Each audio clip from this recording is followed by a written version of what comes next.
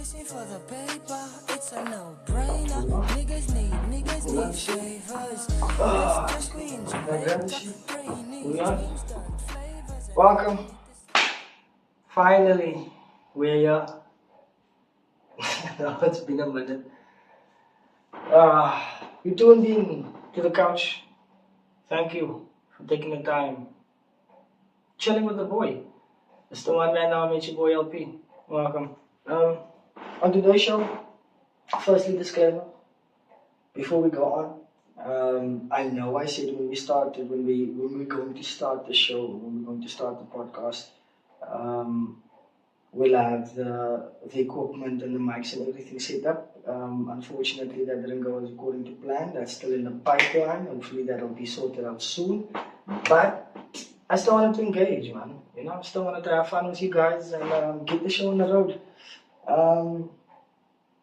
Today, I wanted to cover the latest transfers.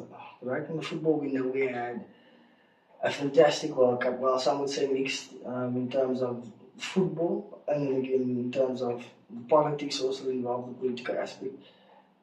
How much influence should politics actually have on sports? Sorry for drifting off topic, on sports, and that's something when I think about it, like, at the end of the day,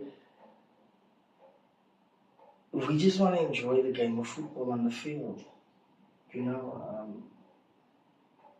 It's not guys in suits who run around and play football on the field.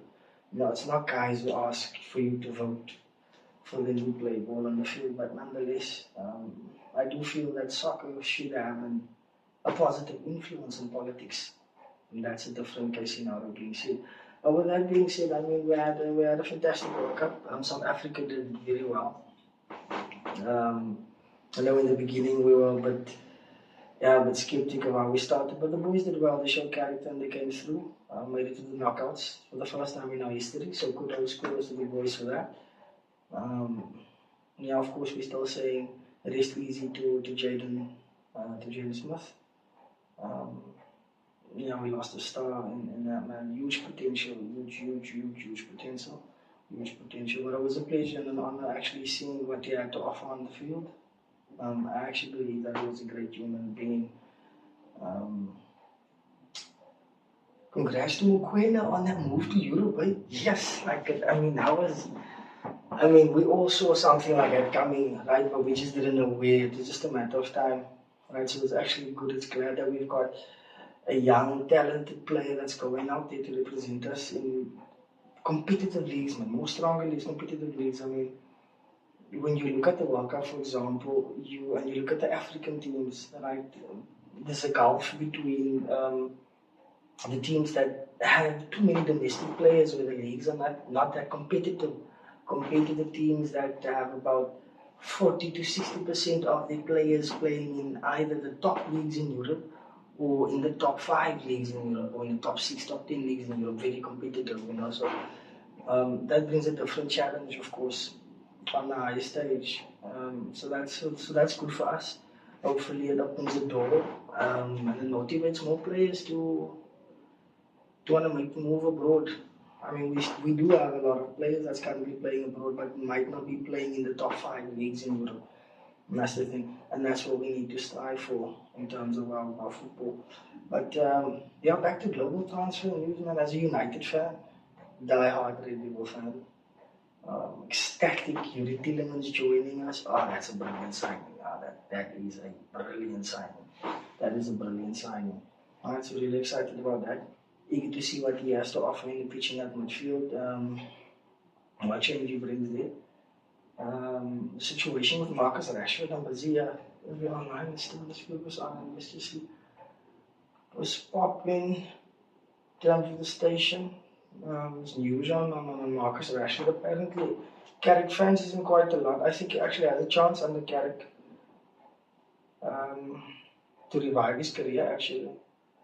To do something different. Well, not revive his career. He actually revived his career when he was at Barca. Right? He was performing quite consistently, even though Ashwin didn't press too often.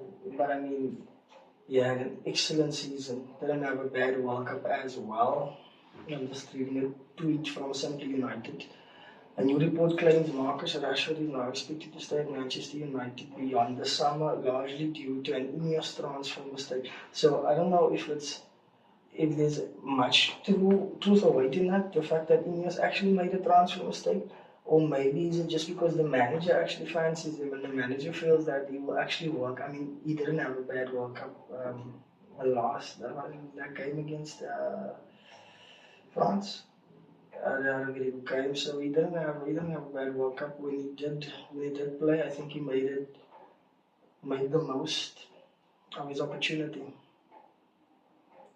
Simply United also tweeted Manchester United are not expected to sign a senior left winger this summer unless Marcus Rashford leaves the club. The thing is, with his wages being a high profile, I don't think there's any club. I mean, who would want Marcus Rashford, right? Quality player. Um, but when these guys are on that high wages and on those huge wages, I don't think it's really financially viable for clubs actually to, for certain clubs. Um, but yeah, I mean, from a Manchester United point of view, still a quality player. For me, I don't. The only shirt I see Rashford in is a United shirt. Yes, there was a period where, yeah, it was a bit like it's almost like a weight in a slump, But I think as the United family, we need to be supportive towards that. I mean, that's a good thing for you. At deadline day, tweeted as well, Manchester United have cooled the interest in Christian Somerville, quality player, quality winger, and are not currently progressing a move for Illinois India. Oh, that would have been a good one. That would have been a good one. Right. How he breaks lines and how he takes on defenders on that right side, on that left side at Everton. United will only pursue another winger if Marcus Rashford leaves. The club also open to keeping him in the summer. Of course, they would want to keep him in the summer. I mean, like I said, it's. I think it's a win for us um, on the pitch, especially under Michael Carrick, who we played with, who he knows, right? And I mean, he's a bit older now, right? So that brings in another person who can be a leader in the dressing room, in the changing room. Right? If we're planning to recruit a lot of new young talent and all of those things, I think Rashford definitely will bring some leadership in there. I mean, going to Barcelona now as well, and the stint at Aston Villa, um, that experience as well in a different club now and as well in a different league. I mean, he was playing Champions League again as well, so that coming back now to us, the United, us being back in the Champions League, I think that could only be a good thing. Yeah, it says Roma pushing hard for some of them. Everton would demand a significant fee before considering selling Dye. I mean, understandable why there would be a huge price tag on him or a buyout clause. He had a very good season at Everton. Very good season at Everton. Played well with Jack Grealish in that Everton squad. So let's see. At United District, as things stand, the plan is to reintegrate Marcus Rashford once he's back from his 3-week break, of course. My apology. And this is the break, of course, after the World Cup. Right? All parties will see how the situation lands when Rashford returns and the market develops. I think he should just go for it, man. I think he should. I think he should give himself that and just go for it, man. I feel like his potential to do great things at United, it's untapped. We know what he's capable of in the big moments and in times that we need him, especially when we go into war. He's been a breath of fresh air and he's been a bit of change that we needed. His presence would impact any potential move for Somerville while also being a factor in Patrick Dorgu's role. I don't actually think it should affect Dorgu's role. Yes, Dorgu he can stray up the field, he can move back, but I don't think necessarily that should affect Dorgu's role. Because Dogu, you can slip Dogu in a left back, you can slip Dogu in on the left wing back, so he's versatile down that wing. So I don't think so, but having him and Marcus together down the same line, that could be something definitely worth peaking, or definitely worth looking at or looking into, which is actually a good thing. With Kaz going out as well, you're losing another leader in there. So of course they're looking as well to fill leadership roles, not just fill positions or just sign players. We do still need to have those leadership or those leaders in the team, especially now being back in the Champions League, for example. It's key. It's very important. It's very important for us as United.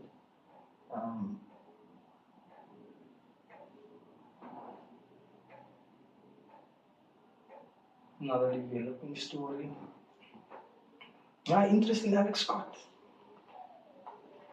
Alex Scott, that's another player or something that I saw that came up. Ben Jacobs tweeted Alex Scott has turned down a new contract at Bournemouth after further discussion with the club.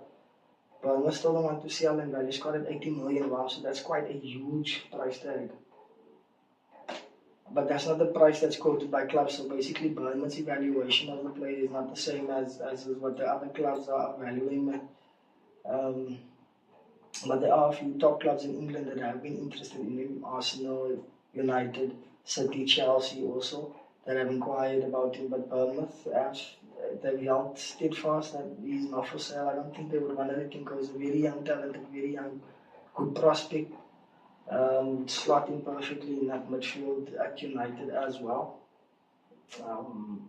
But yeah, let's see.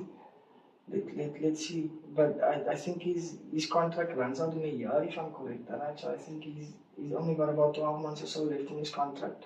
Right? So and he's very young. So I don't think if Bournemouth agree to our valuation that we actually lose anything in that sense. We can just wait till his contract runs out and then we can go for him.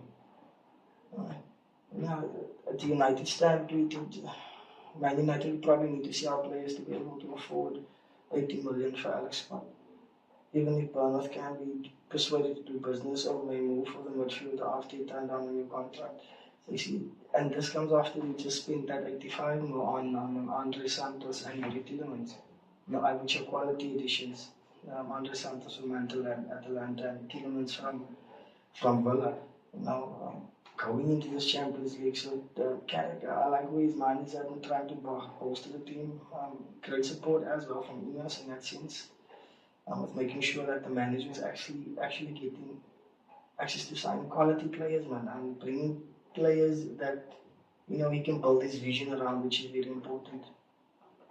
I think that's a great thing. But yeah, I don't think Bournemouth will want to let him go. Look, if you see how competitive Bournemouth has been in the Premier League for the past 3 seasons, they actually chasing for those European positions now. So these days it's a matter of where you challenging to be. If you let go of all your quality players in there, these clubs that are normally mid-table.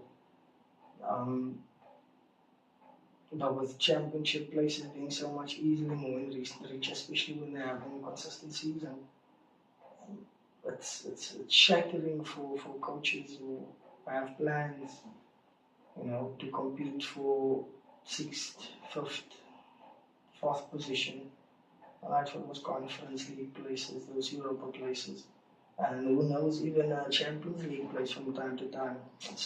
Nothing is ever off the table. It's not impossible. Right. A lot of pre-season friendlies also being played.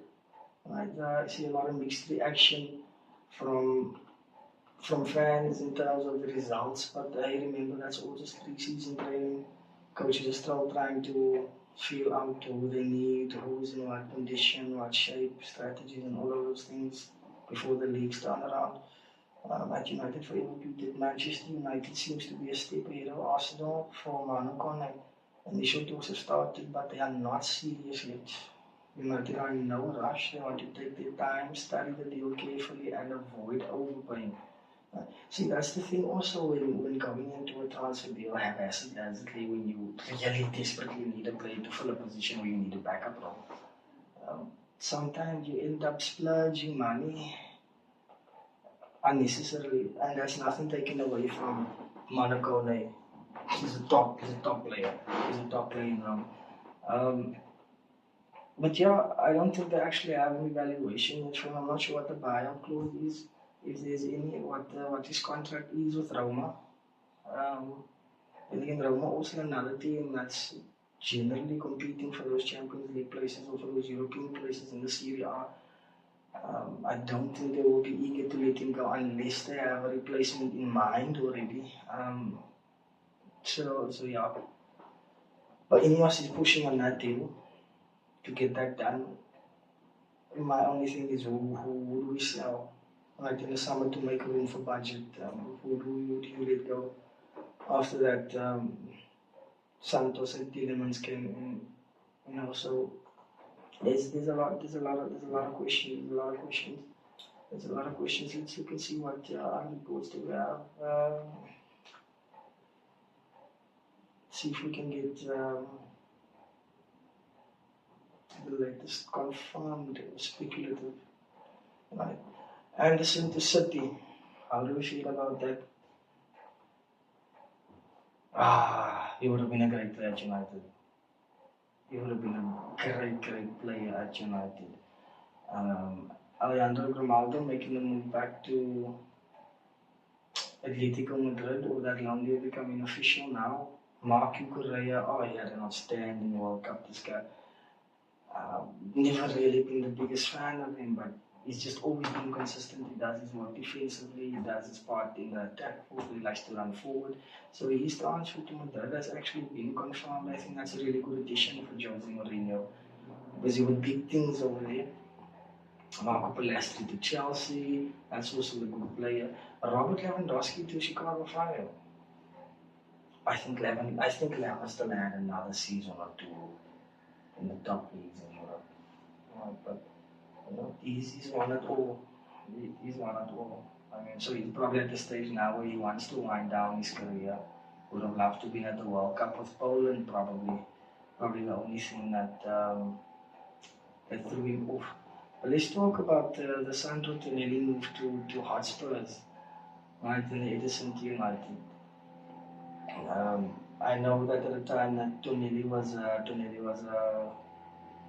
being looked at by Arsenal as well, by Arteta, but of course favouring Bruno Guimaraes.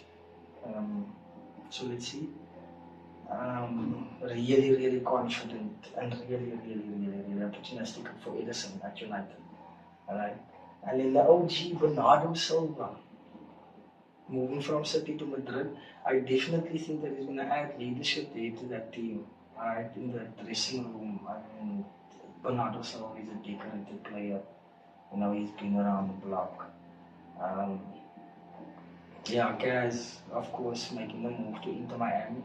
Good luck for Gaz over there on that side. So he'll be partnering up with Messi there in the midfield. Of course, with the Barca deal, with Barca signing Gordon, of course, Rashford loses out in that sense. Can't blame the Barca for that. They've been keeping an eye on Anthony Gordon, especially this season they had in the Champions League. He hurt him. Right. Matthias Fernandes, of course, making the move to Hotspurs from West Ham United. That was one that was very much talked about, especially around about the time that West Ham got relegated, remember. Everyone was speculating what's going to happen, especially with Matthias Fernandes. He's a quality player. He should still be playing in the Premier League, and that's what Tottenham have done in that regard. They saw that opportunity and they went for that. Gonzalo Ramos from PSG to Milan. Kieran Trippier makes the moves to Wolves, from Newcastle. Boyka makes the moves from Brighton to Tottenham. Saibari, that move, that was a stunning move, right? He had a solid workout for Morocco. Man! Before that injury, really great performances from Ismail Saibari. Wishing him all the best there at Bayern Munich. Look at mascots from Hotspurs to Brighton. Of course, Ibrahim Konate, we saw him made that move from Liverpool over to Real Madrid. Nathaniel Brown got signed by Munich. He had a good World Cup, Nathaniel Brown. Andrew Robertson confirmed actually that he has made the move from Liverpool to Tottenham. I'm not sure if that's actually been confirmed. But I think that's a great addition for Hotspurs. I think, but Robertson is about the time he's winding down his career. Not the player that he used to be. Raul Jimenez from Fulham to Wolves. Marcos Senesi moves from Bournemouth to Hotspurs. That's a good move, quality player Senesi. Of course, the move official of Thiago Silva back to Fluminense. Martin Dubravka moves from Burnley to Tottenham Hotspurs. Harry Wilson makes the move from Fulham to Leeds United.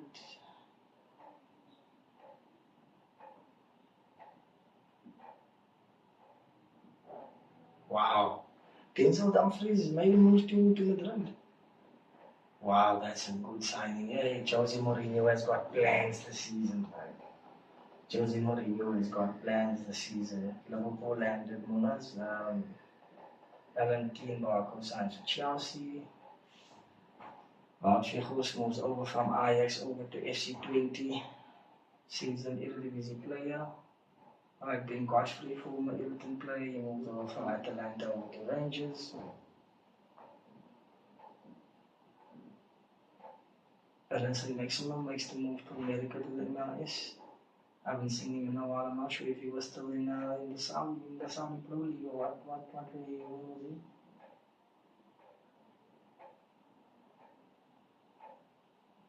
Brian Mendes makes the move from Real Sociedad to Columbus Crew. So a couple of players is moving over to the MLS after this World Cup. Can't blame them. Nathan Ake makes the move from City to Fenerbahce, so that's a confirmed move. Didn't have the best of seasons. Of course, Anton Griezmann, we did see that transfer happen quite earlier to move to Orlando City, so he'll be based in the MLS now. Mark ter Stegen goes from Barca to Ajax, so he'll move back down there. Let's talk about Ronaldinho. He's moved to the winner. Do you think he's going to play? I'm not sure if he's going to play. I think maybe the first game that they play there might be throw Dino on there just for shirt salesmen or just for some entertainment to sell tickets in the stadium. But I don't think he'll play. Like, do you even register? If you register him as a player, is he always on the bench? What's happening here? Do you play him? I mean, we know it's Ronaldinho, we know what he could do. Can Dino still run now? I don't know, man. I don't know. So we don't know if that's just all for publicity in terms of promoting the club, or if he's actually serious about getting on the field back professionally and actually trying to do something about that. I don't know. I can't confirm that for you. But it will definitely be interesting to see. I mean, but if you look at the performance of some of the over 38 years players in the World Cup, they had a good performance. But I mean, you can see the bodies are catching up to them, right?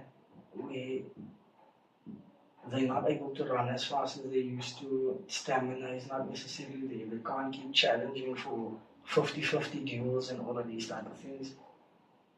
Even though, the football intelligence is there, the IQ is there, you still physically need the body to.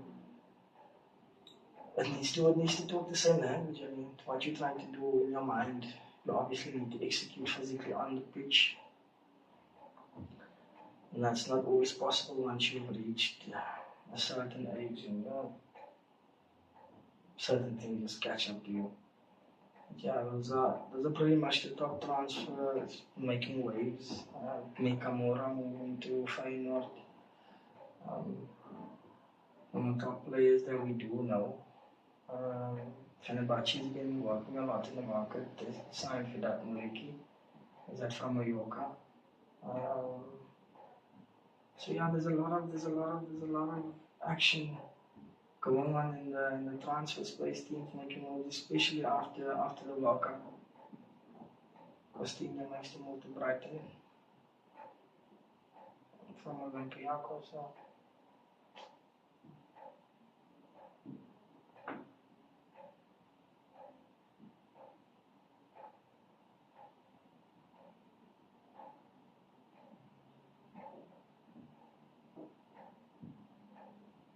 Hulk. Back into from he moved from what's his name, Fenerbahce, from Atletico Mineiro. There's no other makes the move to Besiktas. Chido Obi, released by United, of course. Young prospect, if he has a good performance at the next club, I think when he's out on loan, he has a good chance of making it back and making a show for it.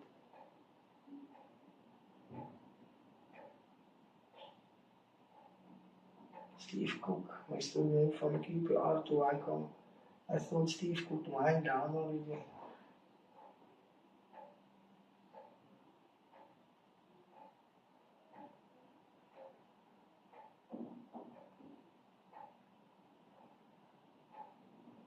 Speaking of the World Cup as well, a lot of players, quality players that we must at this World Cup, right?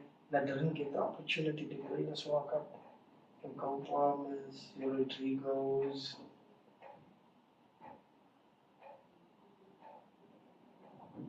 your Fodens, your João Pedros. I mean, the list is endless. The list is endless. Some, of course, didn't make it due to a better player being in that position or due to form. Some, unfortunately, due to injury. It's one of those things. It's always heartbreaking, especially like in the situation of the Rodrigo, where your World Cup is ended due to injury. That's always sad. To see a player go through that. Of course, he could have felt like he could have made a difference at any moment in time in one of those games, and of course, he would have been an impact player for Brazil in that World Cup. Not saying they didn't have other quality in those positions, they definitely do. But yeah, a lot of quality players we didn't see at this World Cup. So that's pretty much what the transfers are looking like currently at this moment.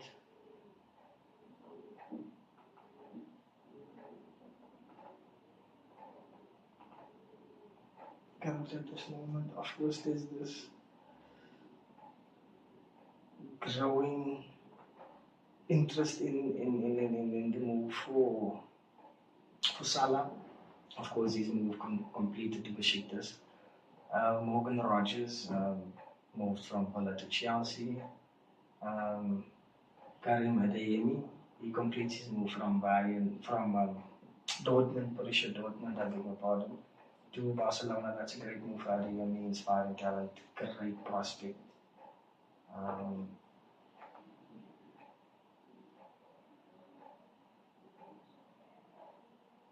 A lot of things happening.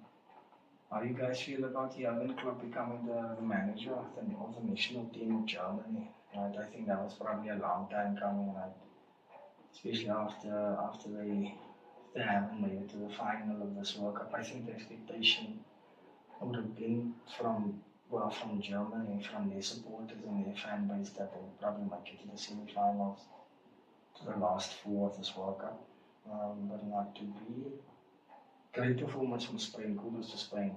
They did an excellent job. And I know it wasn't a meme that I did.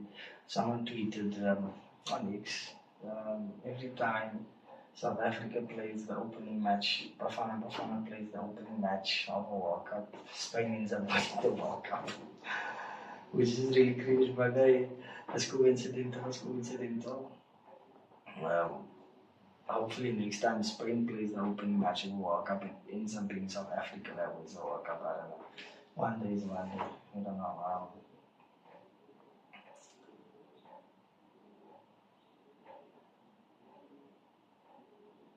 A lot of things going on. Excited to see what the Premier League is going to look like this season. I mean, it's going to be really competitive. I mean, especially since United made had a fantastic, it was a beautiful turnaround from Carrick towards the latter end of that season of last season, and being able to claim that Champions League position. So clubs of course have looked at that turnaround from United and be thinking, hey, we're gonna step it up to right, we're gonna step it up to, and of course the other clubs in the Big Six, they will definitely be seeing that and showing that and Tottenham, we need to gear up and keep challenging. Of course, Arsenal will be looking to win their first back-to-back title. I don't know, since the Invincible season or something. I'm not sure if Arsenal has won it back-to-back yet. I think they have. I'm not sure, but they'll be looking for that, of course. Carrying the momentum that they had in the Champions League. They had a great great run in the Champions League. Did Arsenal. I think I would be looking at that. Keep an eye on that. Of course, Enzo Maresca coming in there for Pep Guardiola at City. Big boots to fill.